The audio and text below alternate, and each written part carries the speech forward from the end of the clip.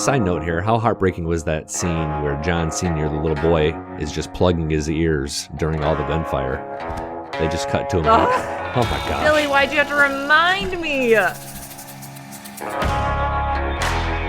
Episode 9 of 1883 wasn't the finale, but geez, it sure felt like it. We got answers to pretty much all of the show's burning questions. In most cases, we got the answers we didn't want. The fate of Elsa, James, Margaret, John Sr., and the rest of the show's stars now seems clear, which makes this week's episode of Dutton Rules something of a therapy session. At the very least, it's a safe place where you can be angry, sad, and confused. Heck, if denial is your drug right now, we're understanding. I'm Addison Hager, and of course there are spoilers, so if you've not yet watched, maybe check back with us in a few days. The focus of this penultimate episode of 1883 is on Elsa, but along the way, we seemingly got explanations for why the Duttons end up in Montana and whose little boy Spencer is. We'll get there. Billy Dukes is standing by with his insight, opinions, and trivia. Remember, if you're the first person to answer at staff@tasteofcountry.com, you get to have him say anything you want. We do have a winner from last week to discuss and a new trivia question regarding Yellowstone to get to. Tap follow on your favorite podcast listening platforms and then leave a 5-star rating and review if you're listening on Apple. As always, you'll find conversations with Isabel May, Sam Elliott, Tim McGraw, and more in the archives. And as always, we'll mix in news about the upcoming seasons of Yellowstone, 1883, and the newly announced Taylor Sheridan projects before we finish. But let's begin easy with a few kind words and trivia as we bring in Billy Dukes right now.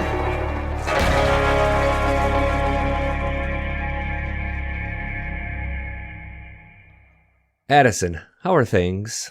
Oh, thank you for not coming in full sending the Addison, because Billy, I am honestly not well. I think we need a drink. We need to crack a cold one at 9 a.m. I am emotionally just woof. How are you? I feel like we need to have like the shrink's office couch where we just need to yes. lay down and talk to each other about our feelings and our emotions. Yes. Oh my gosh. Through this. It was a big episode, big night, to say the least, with regards to episode details. 9. A big night, emotionally draining night. Obviously, if you haven't watched episode 9 and you hate spoilers, you just get away from us right now because we're going to go deep into all of it. And episode 9 was the one I think that we've all kind of been looking forward to. This was the episode. It felt like the finale to me. I don't know what episode 10 is going to bring. I expect a lot of resolution, but not much change on the path that we're going down. Well, before we dive in, something a little lighthearted is the trivia from last week. Who is the winner? What did they ask of you? And then what is the trivia for this week? Some good news, bad news with regards to last week's trivia. We got a winner, but he did not request anything of me. Bummer. I responded back and didn't get, and the woman from 2 weeks ago never got back to me either. So I am off the hook here. I appreciate people wanting to just, email with the right answer and not make me have any sort of penalty. But, if anybody wants to get back at me later, the statute of limitations, 1 year. We'll put it at 1 year. Oh, wow. That's a hefty timeline, Billy. I'm thinking like a month. Wow. Last week's trivia question was, which actor from the Yellowstone franchise was a competitive bodybuilder? And I said, in fact, you could even say he has muscles. And I air quoted muscles. Right. That was a reference to a music video from singer Diana Ross for a song called Muscles, during which actor Gil Birmingham starred. And he starred because Diana's team found him at the gym where he was a competitive bodybuilder. Rainwater. Wow. I did not. I said Thomas, who's LaMonica Garrett. I said Tim, and I think I said Rip. I can't remember. Kohlhauser. But man, Rainwater, I would have not guessed. There was a lot of right and a lot of wrong answers. Scott was the first in with the right answer, knowing it was Gil Birmingham. A couple of people knew the Muscles connection as well, but that wasn't necessary to be correct. But really, so many responses. I really appreciate it. I think I responded to everyone. And I'm still getting, this is something kind of unexpected, is I'm getting email responses to like the first and second trivia questions as well. So I didn't think about that. Like I have to answer these in perpetuity. We're always talking about trivia here. All right. New trivia question. This is one of my favorites I've been holding on to.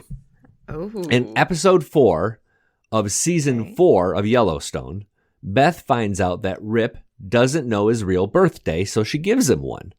What is Rip Wheeler's birthday?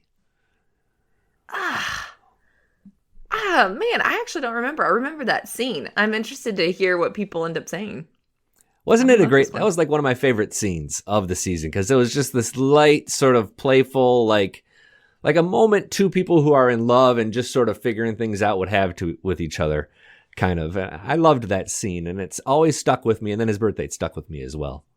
I liked that scene. I still think my favorite, though, is the wedding with her, cocktail dress on and sure, that entire scene. So, yeah, kind of the same. Well, today I kind of want to dive into a theory that I had wrong, and we can kind of paint the scene or paint the picture of what happened if we want to start with Elsa, unless you want to start somewhere else today. No, Elsa's the thing this week, I believe. I mean, that was the one plot line through this episode, and so everything extends from her. Well, and I'll set the scene up real quick. James, Shea, and Travis, I think it was just the three of them, approach a native camp, essentially, and realize that all the women and children have been killed. And pretty much realize, oh my gosh, the warriors are going to think it's us because our tracks are everywhere. And so James makes Elsa, before now, she's dressed in the Native American vest and she's got the pants on. And so pretty much they say, we want you to look not like them / also like a girl, not a cowboy, so they might not kill you. And so Margaret makes her put on the dress that we had originally discussed as like, oh, maybe it's her wedding dress to Sam, which that obviously we were drastically wrong.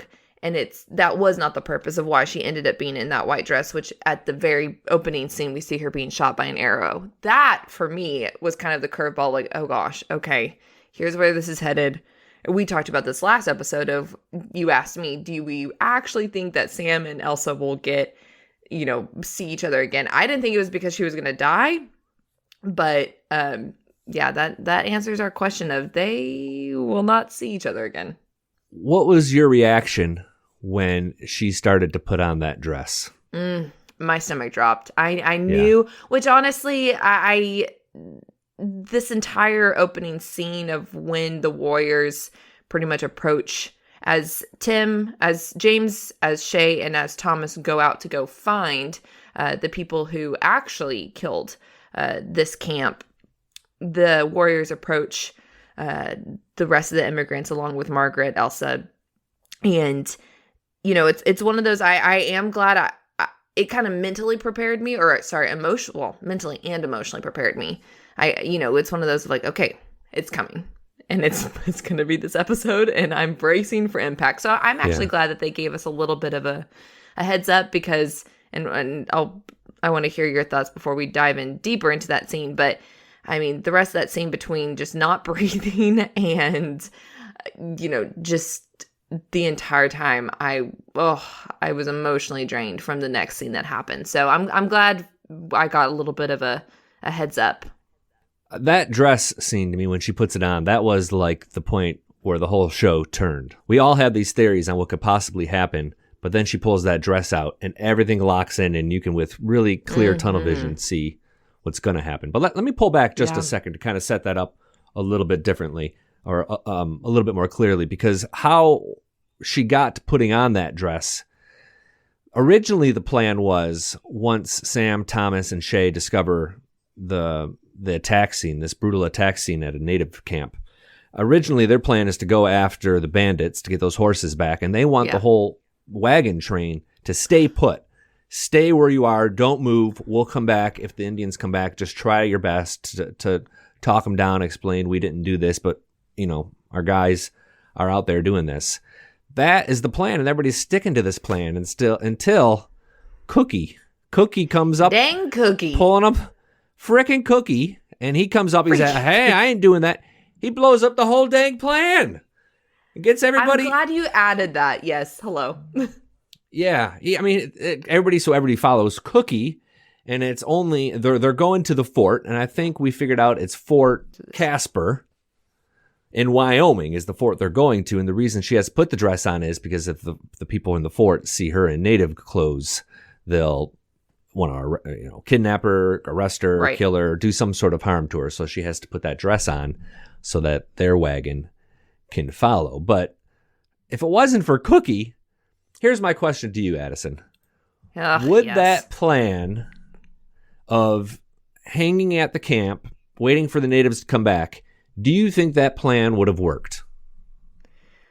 Honestly, no. I mean, they're sitting ducks, and the Warriors came in hot regardless, so I don't know if they would have taken the moment to slow down and go, okay, let's have a little chit-chat here before I decide if I'm going to impale you with an arrow. I think they would have come in hot regardless, and, I mean, Cookie still derailed the plan, and they may not have ever gotten to them, but I don't know. I kind of feel like regardless, they were going to come in and not ask questions before just laying into them.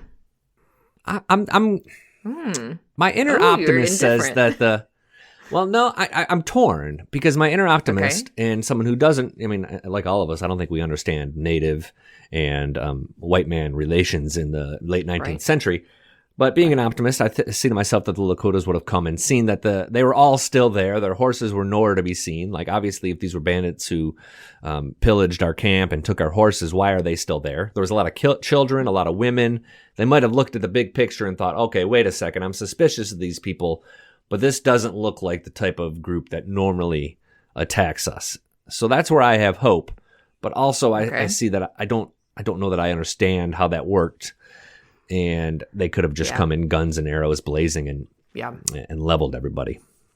I'm torn on that one, I guess. But it is interesting to think about that. Because what ends up happening is she puts on the dress. They advance forward. Eventually, the Indians catch up to them. And there's really an epic fight scene. Like it's probably 10 to 15 minutes, like 2 commercial breaks. Like it reminds me of almost like the opening of season 4 of Yellowstone with this epic fight scene. It was just a huge scene, and it seems like all of the pioneers die. I think in the end only maybe 6 or 7 died. Yeah, they don't really show you who's dying or who's not. It's just a lot of well, I mean they do, the main characters, but to your point of we don't know how many immigrants actually died. And even, gosh, for the longest time I thought, oh my gosh, Margaret and James could be, or John Sr. could be dead. Right. For a while I was going, I don't actually know, because the only one I am absolutely confirmed that does die is Elsa. So I thought, I'm like, well, we actually could end it all here. I don't know. But yeah, Cookie's the first to go, and that's when that moment specifically, that's when I started to mentally and emotionally prepare myself of this is going to be a bloody and very, They don't shy away from showing it.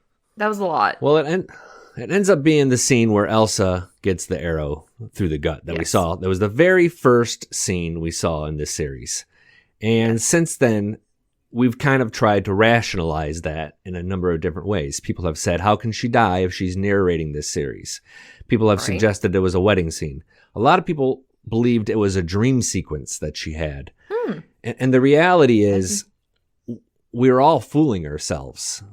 What this show has taught us is that the most likely explanation is the explanation. And the explanation is she's on this journey. Indians are an issue. She takes an arrow. She's going to die. She's not dead yet.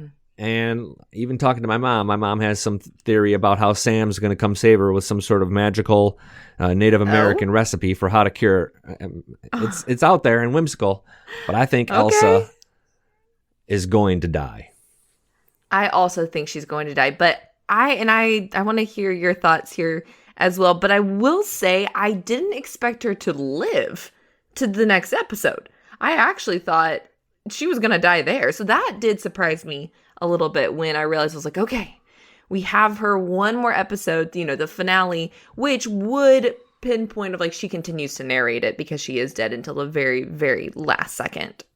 This idea that she can't narrate it because she's dead, like people kind of really got stuck on that. But that happens in cinematography all the time. One of my favorite movies ever was American Beauty, the Kevin Spacey movie with, actually it stars Wes Bentley, who plays Jamie. It's at the beginning of that movie, Kevin Spacey's character tells you he's going to die or he's dead by the end of it. Like it's the same kind of scenario. Like that's literally the first scene. And you sort of spend this whole movie trying to justify that, thinking to yourself, oh, no way this character is going to die. And what happens at the end? Spoiler alert, he dies. He dies, yeah. So this happens in film and cinematography all the time, but people got a little bit, myself included, got a little bit stuck on this idea that just because she's dead, she somehow couldn't narrate.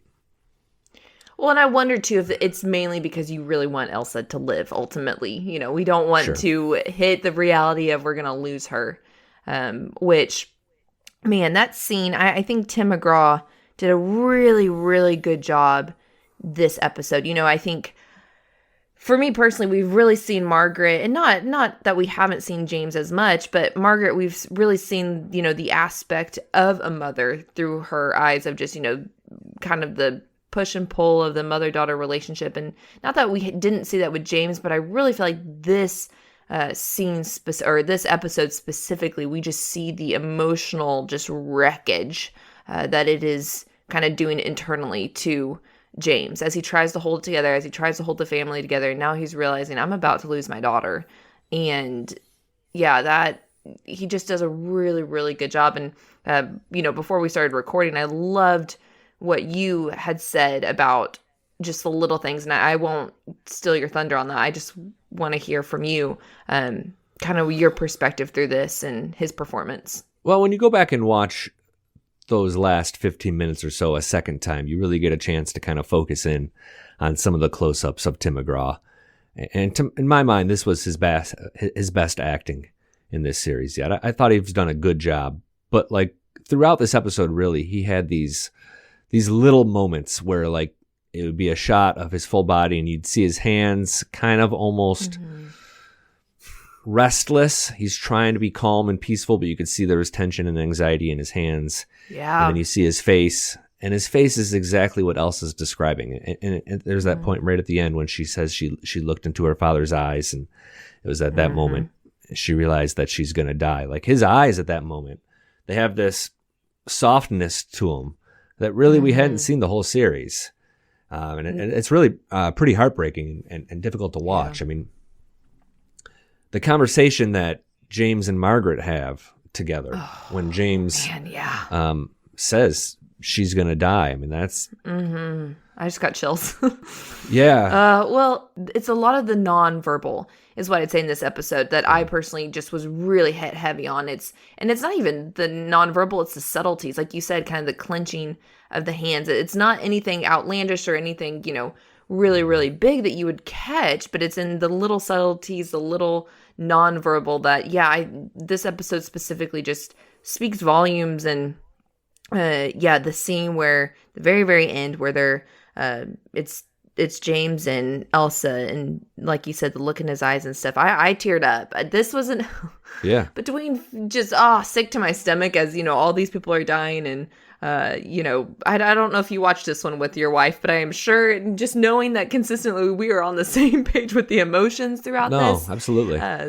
It's definitely one that I just kept tearing up of. Like you said, they did a really good job of making you really feel empathetic. And regardless, I mean, and I don't have, kids, and I still was just feeling for them, which I guess we probably should kind of, go ahead. Well, you might be headed in the same direction as I am, but I was just going to explain a little bit more about why that arrow killed her. Yes. We learned a little bit about late 19th century medicinal capabilities, especially when you're out there on the prairie. Well, and that Margaret was a nurse during the war. Yeah, I think they alluded to that maybe in one of the first two episodes, but you're right. I had totally forgotten about that. So she had some some background in it. But the arrow goes all the way through, but it clips the liver. And that's, there's some dark blood. James asks Margaret if during the war she ever saw somebody who took an arrow to the liver that survived, and she admits no, she didn't, and tries to justify why her daughter may. They're left with this choice to rush to Fort Casper and try to find a surgeon and a doctor who would give her all the right medications. And they know inevitably that wounds become infected because the arrow is filthy. Or Tim decides the better choice is to just let her live out her days and see every sunrise and ride her horse as she wants, and kind of just, it's almost like, and this is an accurate if horrendous comparison, but this is like when you put a dog down. This is what like people love to do, is let their dog have this last final day or two where they're just at their favorite park eating everything they want and have these special moments before the dog passes. And it's not unlike that in some ways, even if that does kind of trivialize the whole matter. But the key part is they say that wherever she dies, they're going to live. That's where they'll set up their house. Right. Well, and to me, they don't make it all the way to Oregon. I don't know if you feel differently, but obviously, no. They don't make it. They're not going to make it to Oregon, which is interesting. I don't know if we want to pivot there yet, but.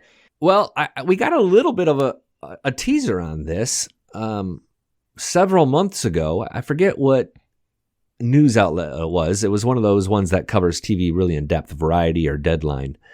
But they mentioned, almost as an aside, that an actor named Graham Greene is going to appear on 1883. And he's an Indian elder who points the Duttons to Paradise Valley. Paradise Valley being where the Yellowstone Ranch is in Montana. So we kind of, and because of the whole of Yellowstone is in Montana, we kind of knew that they end up settling there. And I think as we got through this season, it became less and less likely that the Duttons at least were going to make it to Oregon. Like we both kind of lamented how they just weren't moving fast enough with the episodes we had remaining. Like it didn't make sense for them to get to Oregon and then double back. Now we know that it's because Elsa most likely breathes her final breath in the Paradise Valley that they decide to put their homestead up there, which means probably future seasons of 1883 are not going to involve Shea and Thomas and Noemi if they survive. Right. Well, and to that point, you were guns a-blazing that Shea was going to die. Do we still think that in the last episode he's going to die? I don't think so. I still do. Okay. Why? How? I don't know how, but I just feel like that's his destiny. I feel like Thomas and Noemi will probably get to some destination, or at least be sent there with the knowledge of them and some sort of group of travelers have gotten to Oregon before winter comes. But I still somehow think that Shea Brennan's character is done for. Okay. The actor who shoots Elsa, by the way, is a new actor. He hasn't done too much. His name is Jeremy Guana. But the chief of that tribe, of the Lakota tribe, is an actor named Takala Black Elk. And he's another one of those Taylor Sheridan, Where's Waldo type of characters. We love those. He played, these are my favorite. I mean, Cookie was like that. James Jordan was in Yellowstone and Wind River. Takala Black Elk plays Sam Littlefeather in the movie Wind River. And he's also a character named Sam Stands Alone from the very first season of Yellowstone. He's in about 4 episodes. He's next door neighbors to Monica and Casey when they're still kind of living in that trailer park. If you Googled them, you'd recognize him from that first season. So, but he comes back here and obviously a much more powerful, assertive role.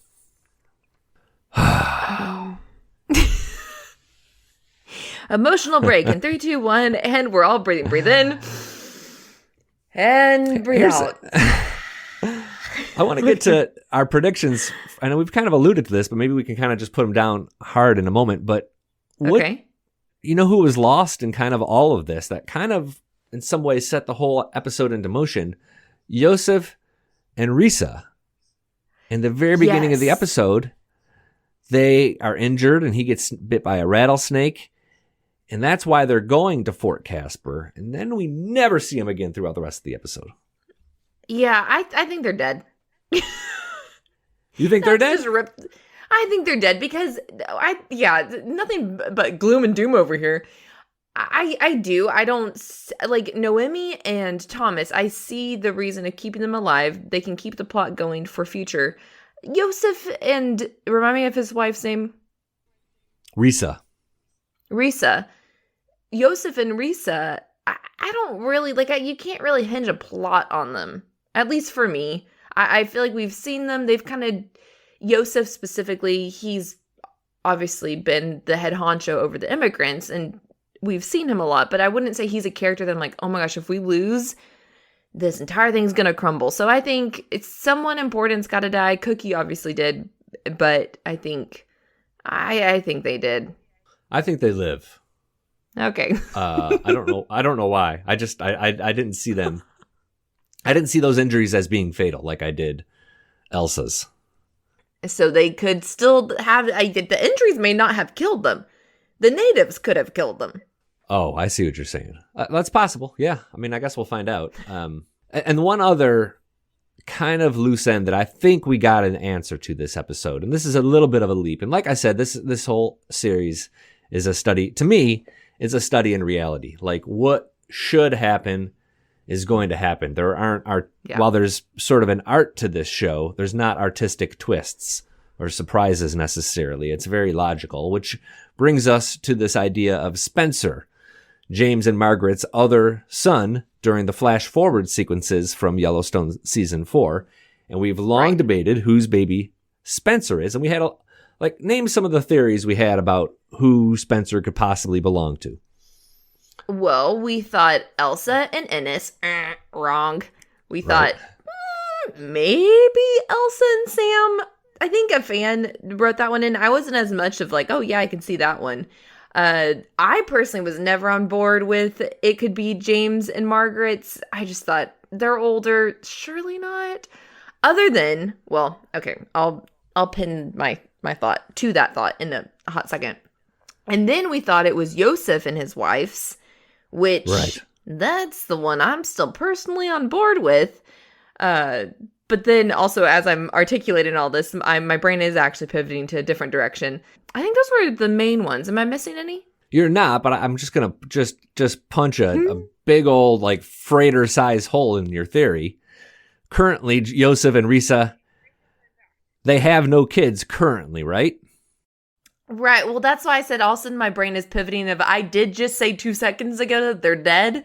So they're dead. The theory, I'm realizing my flaws, Billy, and I'm realizing I'm sort of backpedaling. I have two broad or very different thoughts here. Yes, I am backpedaling on that. Probably would not work because 2 seconds ago I said they are gone. I think, again, the most logical theory is the proper one. We found out last episode that Margaret is only 35 years old, which means James Dutton is probably a similar age. Certainly she can give birth at that age. Most likely it is James and Margaret's second son. That seems to be the logical explanation for it. And I will say before we hit record, I was telling Billy, I was like, I still don't think it's theirs. But as I was articulating, the potential theories, what came into my mind, and now I'm actually, I would potentially, not 100% there yet, but a little bit more on board with it being Margaret and James, is a lot of times you see, and correct me if you feel wrong on this, but at least what I've seen is, a lot of times when a couple loses a child, not necessarily right away, but you'll see them eventually try to have another child. Sure. And so that's what was going through my head as you were saying that. I was like, oh, wait a minute. Actually, this would make sense of, they've lost one of their children. And, as time goes on, they're ready to just not fill the gap of Elsa, but just, they want another child. So I can get on board with that because of that thought process. I didn't know that we'd get to this, but I think we can talk a minute here about the new news with regards to 1883 and the other Yellowstone origin story and how those shows will roll out in the next year or so, because I think this is the continuation of the James and Margaret story in some ways. And it's going to happen sooner than we believed. We have now 4 shows under this Yellowstone umbrella, if I'm counting right. I just cannot believe this. It is an empire. That's how I'm phrasing this. Okay, so I'm going to try to go through these quickly with as much detail as I have. You may need to grab a pen and paper. Yellowstone, Season 5, coming in the fall. Filming May through August. It's going to be on the Paramount Network, a cable television channel. Got it? Okay, got it. Writing it down. Sticky note in hand. All right. 1883. New episodes, not calling it a second season, but new episodes coming in the fall. Possible that those new episodes were already filmed. This could be what they were filming late into the year. Those could be in the can, ready to go for the fall. Not clear how many episodes we'll get. They're just saying new episodes, nor is there any stars attached to this, but I think that'll probably change after the season finale of 1883 this weekend. Well, and that would make a little bit more sense because, and I think I said this in a previous episode, the timeline of, they're still filming. I'm going, are we just, burning the candle on both ends of, late night editing? And it would make a lot more sense that the scenes that they were, or the episodes that they were filming weren't the ones that were being turned around and viewed to us now, that they were, that they're more so for future ones. Totally agree. That makes me feel a lot better about the whole show. Yeah. That's going to be on Paramount Plus. A second Yellowstone origin story called 1932 is coming in likely spring of 2023. This is set during Prohibition, the Great Depression. No actors attached to it. Presumably this would pick up the little boy John Sr.'s story, and we'd run with that. That's a little bit of my theorizing. It takes place in Montana, and we kind of get that version of the Dutton family. Keep in mind that James is John Dutton's great-great-grandfather, so there's still 2 generations between this John Sr. and John Dutton. Mm-hmm. Whew, okay. And then, well, the 4-6's Ranch show. Yes. And the 4-6's Ranch show. I'm excited for that. Well, I am too, but it's almost become like this stepsister of the 4 shows, because now all of a sudden it's the one we're talking the least about and seems least related to any of this. It's like this, it's not related, doesn't seem to be related to the Dutton family at all. Right now, the only person we know is attached to it is Jefferson White, who seems like a great guy. He's a good interviewer, and he's good as Jimmy. I'm not convinced Jefferson White can hold up a show on his own. Right, yeah, we've talked about that. Mm-hmm. But this show is coming, I think, soon. I think it might be the soonest one to come as far as I can tell, but no further information on that as well. Dang, Billy, we're just not going to be sleeping is what it sounds like. We have so much to cover. There's a lot. And we didn't even get to Taylor Sheridan's 3 other shows that don't involve Yellowstone. Like I said, the Taylor Sheridan Empire. Good for you. Yeah. Okay. Addison Hagar, how does season 1 of 1883 end? Well, James and Margaret are not going to get, that family, the Dutton family, they're not going to get to Oregon like we've discussed. They will end up in Montana. And Elsa's dying. We already know that. I think Yosef and his wife are dead. I think Shea, Thomas, and Noemi go on to Oregon. And we even see, I'm still, the scene with Elsa and Shea where he's telling her, I'm pretty much when she was grieving over Ennis, and he was saying, let them see through your eyes, essentially. That's how we kind of grieve our losses. And he had said, I'm taking my wife to the ocean and letting her see it. And so part of me is hopeful that ends up happening. And then, who knows, there's a whole other show there that they can tangent off of then. But I do think Shea, Thomas, and Noemi do make it to Oregon.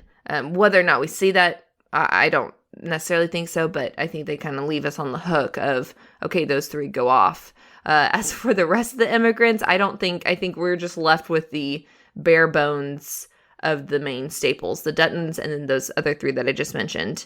And yeah, I don't think we ever see Sam again. I think that was just a moment of he was there, and I don't think he's going to come back up. And as for Wade and Colton, I don't know.